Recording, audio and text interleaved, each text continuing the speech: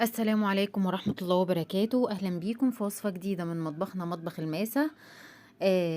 احنا دلوقتي بنستعد لشهر رمضان وبندي لبعض أفكار. أول حاجة رمضان يعني حلويات، هنبدأ مع بعض النهاردة البقلاوة بأشكال مختلفة. معانا نص كيلو من الجلاش، هيعمل معانا حوالي 9 أو 8 أشكال. هيشرفك لو عندك في البيت. عملتيه في عزومة، فعلا حاجة ملهاش حل. الأشكال تحفة. تابعي معايا الفيديو. اللي ما عمليش لايك ما ينسانيش باللايك والشير ويفعل لي زر الجرس عشان يوصلكوا كل جديد من إشعاراتي. ونبدأ المقادير، يلا بينا.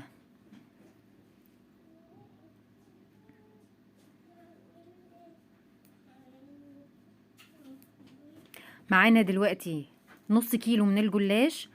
هنحشيه النهارده مكسرات. معانا فول سوداني وجوز الهند وزبيب، حطينا عليهم معلقتين من السيرب، حطينا عليهم معلقتين من السمنه السايحه، قلبناهم في بعض. ضاربين الفول السوداني في الكبه. معانا دلوقتي 10 ورقات فوق بعض وشيلنا الباقي في فوطه. هنقسم الورقة 15 سنتي بالمسطرة. أدواتي ما بستغناش عنها، المسطرة أساسي. عملناها 15 سنتي. جبنا الجزء الأولاني، هنعمل كل على 3 أجزاء، كل جزء 5 سنتي بالشكل ده. هنشيلهم على جنب ونجيب أول جزء هندهنه سمنة. ال10 ورقات هندهنها سمنة ونحطه فوق بعضه. احنا ليه بنستعمل السمنة؟ عشان هي اللي بتعمل التوريقة للجلاش. لو ما عندكيش سمنة ممكن زبدة او زبدة على زيت او سمنة على زيت. انا مستعملة هنا سمنة على زيت على زبدة، بس حاجة بسيطة جدا. قسمنا الورقة 5 سنتي برضو بالعرض بالشكل ده. عمل معانا حوالي 6 أجزاء. هنبدأ دلوقتي نحشيها. ده أول شكل من أشكال الجلاش. هنتنيها من الطرفين اللي قصاد بعض، نضغط عليهم. ال4 جوانب هنضغطهم على بعض بالشكل ده. يا ريت يكون الشكل موضح قدامكم. هنجيب ال10 ورقات التانيين، هنبدأ نقطعهم نفس التقطيعة الأولانية. ده هنعمل بيها الوربات. هنحشيها زي ما احنا شايفين، هنتنيها زي المثلث. ده من أحلى الأشكال المفضلة عندي، هي والأولانية. عملت معاكم واحدة تانية عشان يبقى بالنسبة لكم سهلة. جبنا ورقة واحدة بس من الجلاش مقسومة زي ما انتم شايفين. جبنا المقوار، حطينا المقوار من الطرف في الآخر، وقسمناها، تنيناها نصين ودهناها سمنة. وبعد كده لفينا رول. ليه حطينا المقوار؟ عشان يعمل قاعدة من تحت، بحيث ان احنا لو حشيناها اي حاجة. احنا ممكن نحشي ممكن نحشي بسبوسة، ممكن نحشي كنافة. انا حاشة النهاردة مكسرات. هنجيب نفس الورقة، هعيد لكم تاني عشان تبقى واضحة. تنيناها من النص والمقوار في الاول، وبعد كده لفينا. هنحشيها برضو. ده تالت شكل معانا. هنبدأ نعمل كمان شكل رابع، هو السمبوسك على شكل السمبوسك. هي ورقة واحدة بس، تنيناها بالشكل ده وهنحشيها ونبدأ نلف الورقة. انا بديكي افكار اكتر من شكل ممكن تعمليه للجلاش، مش لازم يتعملوا كلهم مرة واحدة. انت ممكن تعملي على مدار شهر رمضان كل يوم شكل او حسب اللي انت بتعمليه. الشكل اللي بعد كده هنجيب 4 عواد من الستاك بتاع الشيش طاووق، هنلفهم على بلاستيك راب كده. لفيناهم كويس.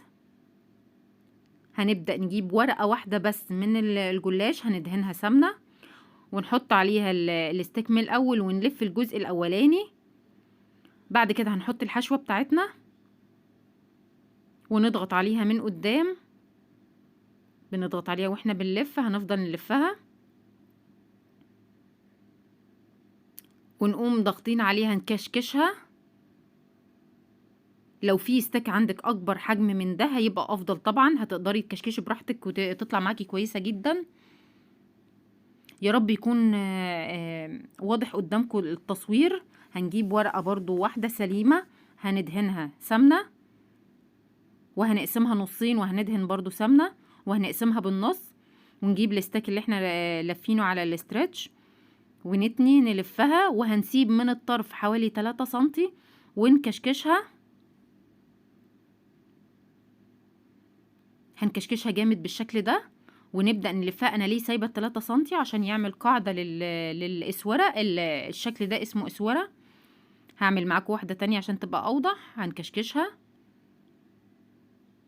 قلنا برضو سبت القاعده عشان 3 سنتي عشان يعمل لي قاعده بحيث اما اجي احشيه. هنجيب ورقه تانية من الجلاش، مش هندهنها اي حاجه. هنسيب الجزء حوالي 3 سنتي من قدام، ونبدأ نعملها زي المروحة بايدينا. نمسك بايد من قدام والايد التانية بتشد الورقة، ونبدأ نتنيها كلها بالشكل ده.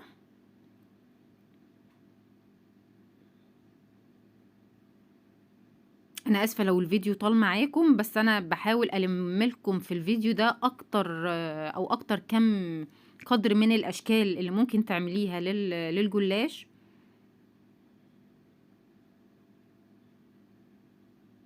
بالظبط كده.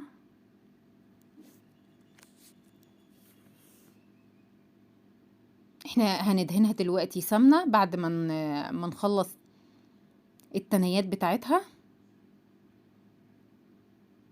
تمام كده. هنبدأ نجيب السمنة بتاعتك. لو ساحت ممكن تسيحها، لو مسكت تسيحها تاني. انا كانت مسكت مني في التوقيت ده، حطيتها على النار تاني فكتها. هندهن بقى بين الورقات، وهندهن الطرفين، ونبدأ نعمل كور من الحشوة بتاعتنا. انت ممكن بدل الفول السوداني ممكن تستعملي لوز بندق، عين جمل اللي عندك. هعمل كور واوزعها بالشكل ده.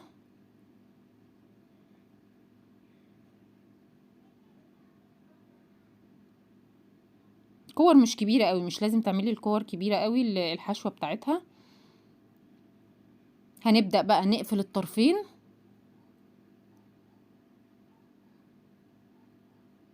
كده. الطرف التاني نجيب القطاعة بتاعتنا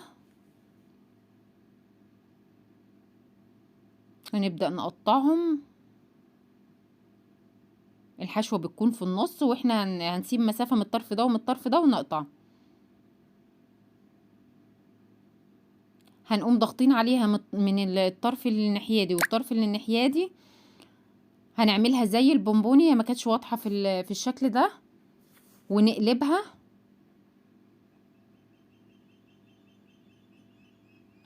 هعمل لكم واحدة كمان. هنضغط عليها من الطرف ده ومن الطرف ده، ونقوم قلبينها بالظبط كده، ونضغط عليها من الطرفين بحيث ان احنا نقفلها. هي بالظبط شكل البونبوني زي ما انتم شايفين. وهنكمل بقية اللي موجود معانا دلوقتي. معانا شكل كمان. دول حوالي 3 ورقات دهنتهم بالسمنة، قطعتهم بالطول كده وجبتهم قطعتهم قطع. وهنبدأ نحشيهم رول بس رفيع جدا. انا ما بحبش الجلاش يكون تخين قوي او ورقاته كتيرة قوي. هنعمل واحدة كمان بتكون رفيعة قوي زي السيجار كده. السيجارة بتكون رفيعة قوي. تمام. هنكمل بقيتهم كلهم كده، بس احنا دي هنعملها مبرومة سادة ما فيهاش اي حشو. احنا في بعض مننا ما بيحبش الحشوات فيها اصلا، بيحب الجلاش كده سادة. هنبدأ نتنيها وندهنها سمنة. طبعا لازم اساسي سمنة عشان يعمل لك التوريقة اللي بتشوفيها في الجلاش اساسي. هنبدأ نلفها. انا زي ما قلت لك ما بحبهاش تخينة قوي، فهقطعها لحد هنا.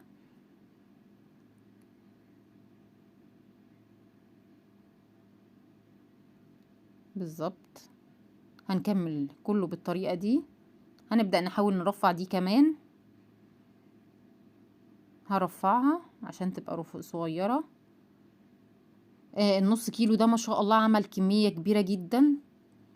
لو انتي عايزة تعملي مشروع من البيت حلويات شرقي واحنا في شهر رمضان، هينفع معاكي كويس جدا.